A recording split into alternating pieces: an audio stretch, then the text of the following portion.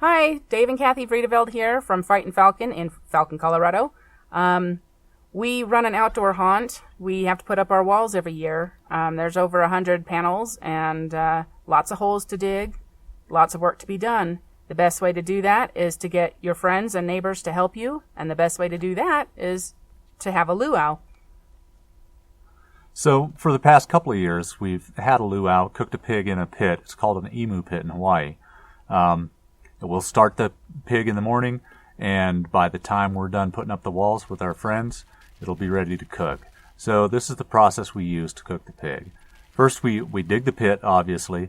It's going to be about 2 to 3 feet deep and a little bit longer and a little bit wider than the pig. And then we're going to light a fire in the pit. We start out with a concrete tube form in the center. That's going to form a chimney. You'll see how that works later. Just like with any fire, you want to start out with the tinder material. We use newspaper on the bottom of the fire, and then use kindling wood, smaller pieces of wood on the bottom, building up to bigger pieces of wood on the top. We use mesquite wood. That has a really good flavor, and the flavor is really close to the kiawe wood that they use in their emu pits in Hawaii. One note: before you dig your pit, make sure that you call your local call before you dig number. In our area, that number is 811. We call that number every year before we put up our maze because we have to dig a lot of holes, and we need to make sure we're not hitting any utilities. So once you get all the mesquite logs piled on, you put rocks on top of those. Once the fire gets going, that fire is going to heat up those rocks, and those rocks are going to hold the heat long enough to cook the pig in the pit. A lot of people recommend volcanic type rocks. Those aren't readily available here in Colorado, so we use these big smooth river rocks. They do occasionally split and break, but they hold heat long enough, and they've worked for us every time we've used them. Now, one thing I want to say is don't try to save yourself some work by doing all of this process the night before, because every single time we've tried to do that, it gets so wet just from the dew that nothing starts. So you have to get up early, you have to put this process together, and just be ready to put a lot of time into it right off the bat. It kind of sucks to not be able to do it the night before, but it's worth it in the long run. So now we're ready to light the fire. You'll see that Kathy pulled the tube out to leave a hole there. That's for airflow. Creates a chimney effect. And we've left gaps in the wood and the rocks to let air flow through it.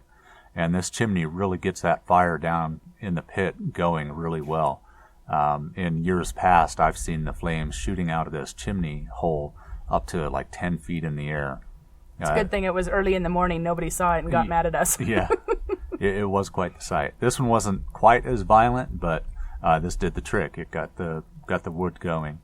So this is mesquite's a hardwood. This is going to burn for 2 to 3 hours really before the wood starts to burn out, and all that time those flames are heating up those rocks. And again, the rocks are going to retain that heat and cook the pig while it's covered in the pit. We took a heat gun. We didn't have it this time, but we had a heat gun that registered over 1,000 degrees on those rocks, which is awesome. So here's the pit with most of the wood burned down. You'll see that some of the rocks are white hot, and they're ready for us to prepare the pig and put it in there. You don't necessarily put the pig all the way down in the pit. You'll see how we finish up this emu as we go. We've got a big table out, and we've stretched a big piece of chicken wire over the table, big enough to wrap all the way around the pig. And you'll see we're using lettuce and banana leaves. We were lucky enough to find banana leaves at a local Asian store. In Hawaii, they use branches from a banana tree in place of what we're using the lettuce for. We bought a case of lettuce from Sam's Club, about 24 heads, and we're using that as the vegetation. You want to make sure that the banana leaves are right next to the pig and everything else is on the outside of the pig. Right. And then you put these hot rocks inside to help cook it from the inside. It's just to speed up the process. And what really cooks the pig, the reason we're using vegetation, it's not necessarily the heat that cooks the pig, it's the steam inside the pit. And the moisture from this vegetation is what creates that steam. So you see that we've wrapped up the pig with the remaining chicken wire. And we're going to put a bunch of the lettuce quarters and banana leaves as well on top of the rocks, again to create moisture, create steam for steaming and cooking the pig once it's in the pit. So now we've got the rocks all lined with banana leaves and lettuce. We don't want any dirt or rocks to come into contact with the skin of the pig. There's nothing fun about biting down on a grain of dirt. Been there. So now we place the pig wrap on top of the vegetation that's in the pit. The next step, which I didn't really get on film here, is you put more banana leaves on top of that, and then you put wet burlap covering the pig and extending over the walls of the pit. You'll see us taking it off later in the video. After you put the burlap on, the wet burlap, you put a plastic tarp over the top of the burlap, and then you put dirt around the edges of the tarp. The dirt is to hold, the dirt and the plastic tarp are to hold the steam in. So you really want to cover the edges well. You can get down close to ground level and inspect it and look and make sure you don't see any steam being released from the pit.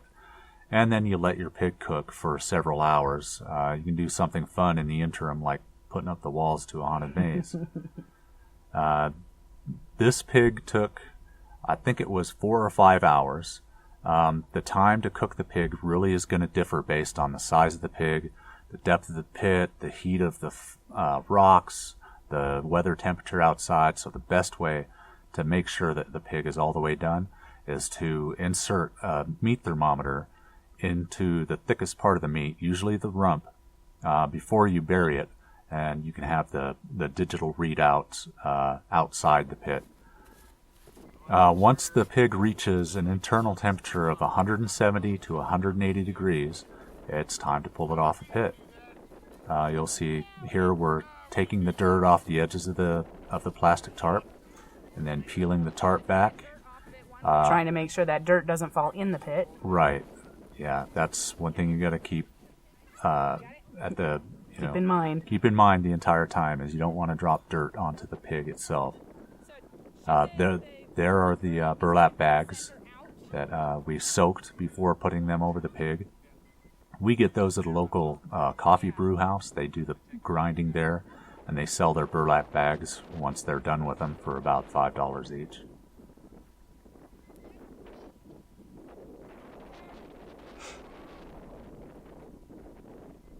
So we had a storm rolling in this day. You can tell it's starting to really blow everything away.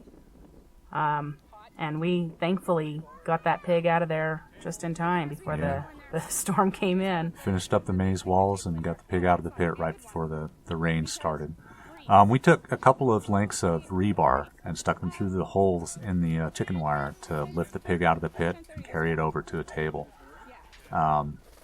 Now we peel back all of the chicken wire off of the pig. We're going to remove the remaining lettuce and the banana leaves. And remember, you've got a couple of hot stones inside the pig's body cavity still that are still going to be hot, so be careful when you remove those.